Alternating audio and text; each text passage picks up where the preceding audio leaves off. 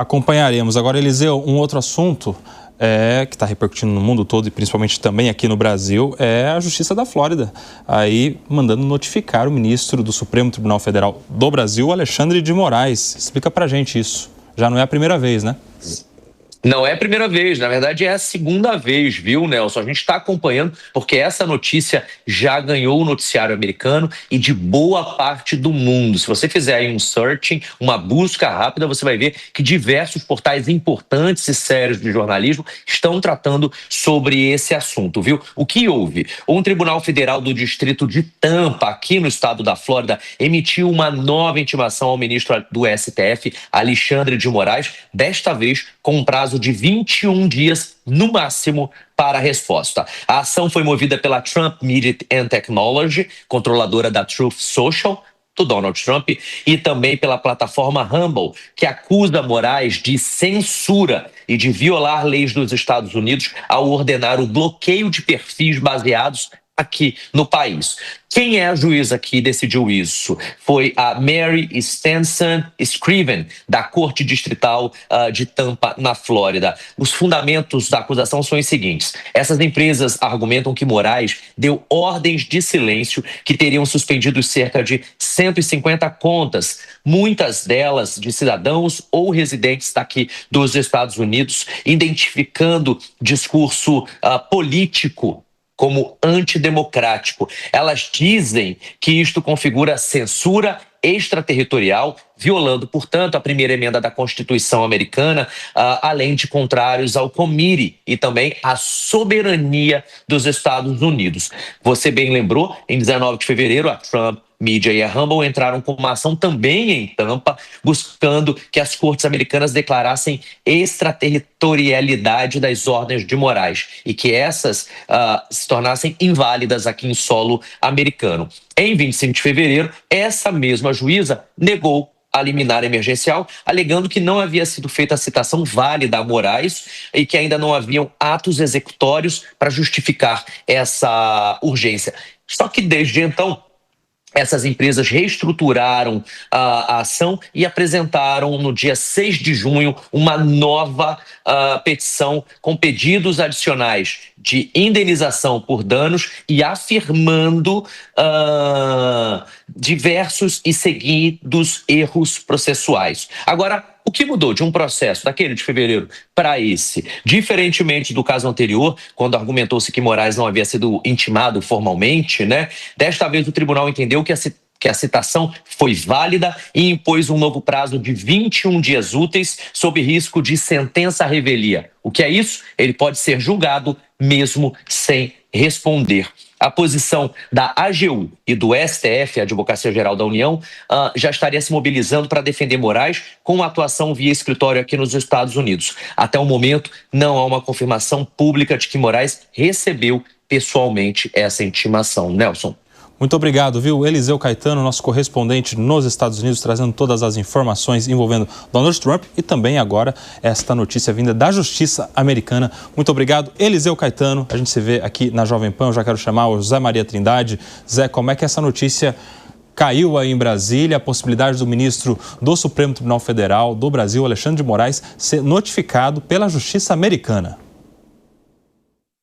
Em primeiro lugar, houve uma prorrogação do inquérito, de investigação contra o deputado Eduardo Bolsonaro, uma decisão do ministro Alexandre de Moraes, ou seja, a investigação sobre a ação dele no exterior e tal, isso está prorrogado, ou seja, ele está nas mãos do ministro Alexandre de Moraes para essa investigação, que pode se transformar num processo, por enquanto é um inquérito, Então, é uma demonstração clara de que o ministro Alexandre de Moraes vai continuar nesse processo.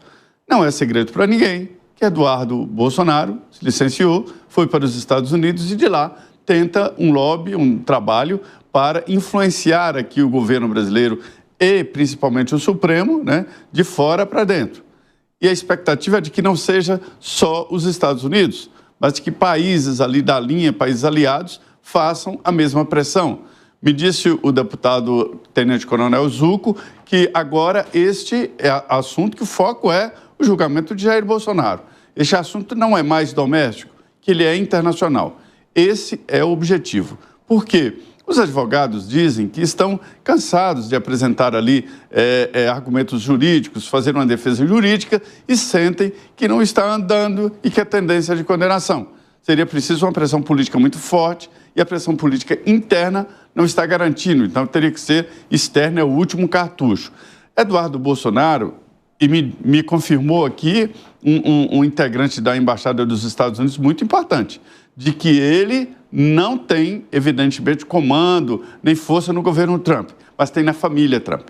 Aí ele falou, tem uma interferência muito grande, tem ali uma relação muito grande. E veja que isso aí vem da área empresarial, que nos Estados Unidos é muito forte. Na área empresarial, esse tipo de processo, isso é muito forte nos Estados Unidos. Portanto, é para se pensar sobre as consequências pessoais e de como o governo brasileiro, né, e relações exteriores já abraçaram isso aí como uma agressão ao Brasil e à justiça brasileira e não de forma pessoal contra o ministro Alexandre de Moraes. E o Supremo também entende assim, que não se trata de nada pessoal, mas sim contra todo o Supremo Tribunal Federal.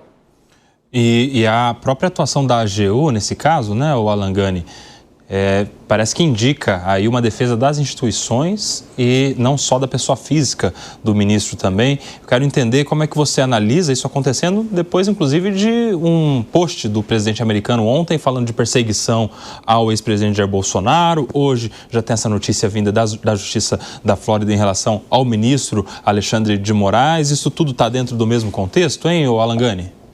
Olha só, Koba, está dentro do mesmo contexto, mas não houve nenhum ataque às instituições brasileiras, não houve nenhuma interferência no Supremo, não houve interferência em eleições, não houve interferência no entendimento da lei. Nada disso. Na verdade, é uma questão muito pontual relacionada a um dos ministros do Supremo, porque cidadãos norte-americanos tiveram as suas contas suspensas sem o devido processo legal. E isso fere a lei norte-americana. Portanto, se a empresa do Trump não toma nenhuma atitude nesse sentido, eles estariam desrespeitando a lei lá nos Estados Unidos, né? E não a lei aqui no Brasil. E ele foi eleito para cumprir as leis lá nos Estados Unidos. Ou seja, ele está absolutamente no direito dele, assim como também o Eduardo Bolsonaro está no direito dele de procurar ajuda, assim como os petistas fizeram lá atrás no impeachment de Dilma Rousseff. A mesma coisa, Eduardo Bolsonaro também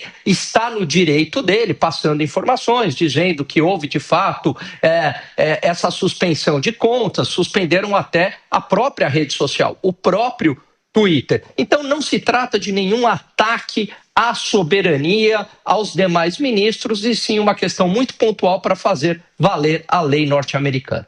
Agora, Bruno Musa, eu quero entender o seguinte: há quem diga que isso seja uma interferência dos Estados Unidos, da justiça americana, na soberania do Estado brasileiro também, já que a gente está falando de um ministro da Suprema Corte, um representante de um dos poderes da República aqui do Brasil. Como é que você vê essa discussão sobre influência ou não, intromissão ou não na soberania de um Estado e de outro? Bom, eu concordo muito com o que o Alan falou. Eu não vejo nenhuma ingerência dentro das instituições brasileiras. Nós estamos falando do CPF de um dos ministros, por ele ter violado uma das principais emendas da Constituição americana, porque ele sim acabou censurando, seja empresas americanas ou cidadãos americanos. Então, aí sim eu vejo muito mais interferência por parte do Alexandre de Moraes na vida, desrespeitando a Constituição americana, do que o fato contrário. Veja, de novo, é o que o Zé Maria também comentou, é um inquérito, nessa parte do processo ainda é um inquérito, mas não sabemos o que isso pode vir a ser. Mas se vier algum tipo de punição, ela também será dada nos Estados Unidos. Portanto, eu não vejo nenhuma interferência, nem muito menos desrespeito às instituições. Se a Constituição americana permite a liberdade total de discurso, de expressão, e algumas empresas foram censuradas ou simplesmente foram desligadas de território nacional, mas são americanas, e a Constituição americana diz isso, eu não vejo nenhum ataque aqui. Eu vejo, sim, muito mais uma intromissão do outro lado. veremos cenas dos próximos capítulos. Para fechar esse assunto, eu quero a opinião do Fábio Piperno. Como é que você está vendo essa questão toda aí? Ministro do Supremo Tribunal Federal podendo ser notificado pela Justiça Americana. Piperno. Claro que isso é um mecanismo de pressão, né? Ontem o presidente americano foi muito claro e explícito. Ele falou, deu nomes. Quer dizer, a justiça brasileira, vocês perseguem aquele que foi um grande presidente da República, aquele que tem chances de vencer, então vocês não podem impedi-lo de disputar a eleição, né? Que o povo faça, que o povo tenha o direito de votar ou não nele. Então, o presidente falou tudo isso. Aí, mais tarde, Steve Bannon falou exatamente a mesma coisa, citando, inclusive, nominalmente, o ministro Alexandre de Moraes. Então, e aí que está o negócio. Bannon foi até muito mais explícito nessa questão do processo. Bannon, em momento algum, fala que se trata de um processo, digamos, relacionado à esfera empresarial. Está muito claro que é um processo político, até porque é o governo americano que age, por exemplo, contra o TikTok, contra, por exemplo, vários jornalistas que outro dia foram pressionados a mostrar suas fontes quando revelaram que o programa nuclear do Irã não tinha sido exatamente destruído como apregoou a Casa Branca. Então, o governo americano que pressiona juízes locais, né, que ousaram em algum momento contestar resoluções do presidente da República. Então isso não pode ser descolado do ambiente em que se vive nos Estados Unidos hoje. Agora, o governo brasileiro e aí a Suprema Corte, o STF, vão obviamente fazer a sua defesa, mas, veja, também não imagino que seja algo que cause tanta preocupação assim ao ministro Alexandre de Moraes. Agora, olha só, a gente estava, inclusive, falando há pouco da manifestação do presidente americano Donald Trump em relação ao que ele chamou de perseguição ao ex-presidente Jair Bolsonaro pela justiça brasileira. E sobre isso, ministros do STF minimizaram as críticas do presidente americano. Quem tem os detalhes sobre essa avaliação feita pelos magistrados aqui da Suprema Corte Brasileira é a Janaína Camelo, chegando agora no 3 em 1 com mais detalhes sobre isso. Janaína, boa tarde, bem-vinda. Explica pra gente. Muito boa tarde, Kobayashi. Pois é, nenhum dos ministros se posicionou publicamente, né, com relação a esse assunto, até porque foi visto ali uma declaração meramente política e no entendimento ali da corte, nos bastidores, deveria haver uma resposta ali política também, né, rebatida politicamente, o que não caberia aos ministros da Suprema Corte. Então, eles não se posicionaram publicamente, deve ficar por isso mesmo, tanto que até o presidente Lula já respondeu a essa declaração de Donald Trump, isso ontem, né, dizendo que foi uma declaração ali que ele viu como inequívoca e irresponsável por parte de um chefe de executivo contra outro país, isso fazendo ameaças pelas redes sociais, né, dizendo inclusive que, pedindo ali a Donald Trump que não desse palpite no Brasil, mas apenas no país dele. Mas só relembrando aí casos anteriores com relação a Alexandre de Moraes e Estados Unidos, já houve uma vez em que Alexandre de Moraes, no plenário, ele se manifestou, isso foi, Kobayashi, relembrando, em fevereiro, quando começou ali um movimento de congressistas norte-americanos ali, aliados de Trump, que aprovaram um projeto impedindo ali, que poderia acabar impedindo a entrada de Alexandre de Moraes no país. Ele chegou a se posicionar ali publicamente no plenário, disse que o Brasil deixou de ser colônia em 1822, defendendo a soberania brasileira. Mas, por coincidência, embora os ministros não tenham se posicionado publicamente, hoje saiu essa decisão do ministro Alexandre de Moraes prorrogando aí a investigação contra Eduardo Bolsonaro, né? Que é deputado federal licenciado, está nos Estados Unidos, ele está sendo investigado aí por alguns crimes e como obstrução de justiça, por exemplo, no caso da suposta tentativa de golpe de Estado, porque ele tem dito publicamente que está atuando nos Estados Unidos com aliados de Donald Trump para que o governo dos Estados Unidos, a Casa Branca, ele adote sanções contra o ministro Alexandre de Moraes, alegando que o pai dele, Jair Bolsonaro, é um perseguido político. Então, vamos aguardar para ver se vai haver algum posicionamento, mas, por enquanto, no momento, deve se manter dessa maneira. Kobayashi. Perfeito. Janaína Camelo, daqui a pouco você volta com outras informações. Por aqui eu já quero chamar o Alan Gani e entender, Gani, como é que você vê essa reação dos ministros do Supremo Tribunal Federal tentando minimizar, abaixando aí a poeira em relação a essas críticas que chegaram do presidente americano. Olha só, o presidente americano ele está no direito dele de fazer críticas da mesma maneira que o atual presidente do Brasil, durante o processo eleitoral, se posicionou claramente a favor da Kamala Harris, inclusive dizendo que se o Trump ganhasse, seria a volta do fascismo nos Estados Unidos, que evidentemente é uma declaração absurda e que não faz o menor sentido. E o Trump ganhou. Da mesma maneira que o atual presidente do Brasil também presta solidariedade a Cristina Kirchner, dizendo ali que foi uma prisão injusta, esse julgamento injusto de corrupção. Então os presidentes acabam prestando esta solidariedade, acabam se posicionando em relação aos outros países, e é claro que aí a visão do Trump ela vai muito ao encontro de muitos juristas aqui no Brasil, Koba, que entendem que não houve de fato uma tentativa de golpe de Estado, mas houve uma cogitação de golpe de Estado, mas não uma tentativa em si. Portanto, a tentativa não é crime e ele estaria sendo julgado por uma tentativa que não existiu. É o posicionamento de muitos juristas aqui no Brasil. Ô Zé Maria Trindade, há também uma tendência, principalmente dessa composição da Suprema Corte, de proteger ali a instituição. A gente tem visto isso com constância, inclusive, nas manifestações de muitos dos ministros. Como é que você vê esse posicionamento aí que nos trouxe a Janaína? Pois eu devo dizer que as decisões, muito se fala do ministro Alexandre de Moraes, o Xandão e tal, mas não é ele sozinho, não.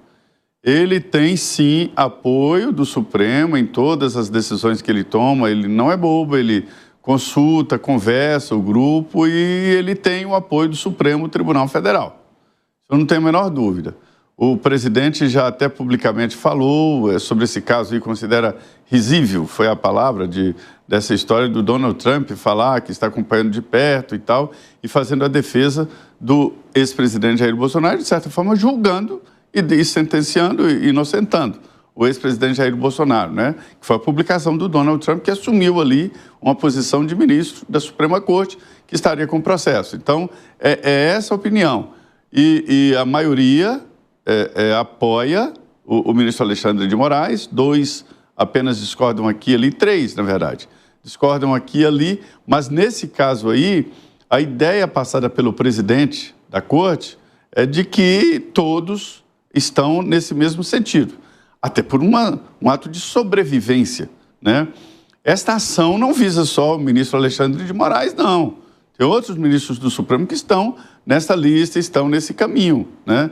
E o governo, ele tem jogado muito junto ali do Supremo. Houve um momento em que o Palácio do Planalto discordava, divergia e agrediam-se Supremo e Palácio do Planalto. Agora é o Congresso que está ali meio que chocando com o Supremo Tribunal Federal. Então o governo assumiu. Na primeira vez houve um pedido, mas o governo achou por bem não comprar a briga imediatamente em termos de país, em termos de relações exteriores. Agora não. É o governo que está fazendo a defesa do Supremo e o Supremo preferiu se retrair ali nos seus muros e ficar apoiando o ministro tecnicamente, mas publicamente nem dar a resposta. Então, é uma situação complexa e eu tenho dúvidas sobre o resultado. Eu sou muito pragmático. Qual é o objetivo disso? Eu sempre pergunto, porque é assim que raciocinam os políticos, né? O que é que eu vou ganhar nisso? É o que eles pensam. Então, assim, dificilmente se ganha uma batalha dessas. Mas me disseram lá o seguinte, que nós não temos escolha, nós temos que enfrentar a onça. Aí vem aquela famosa frase, se você prende um gato dentro de um quarto, deixa uma janela para ele fugir. Senão ele vem para cima de você quando você abrir a porta. Tá aí, continuaremos acompanhando.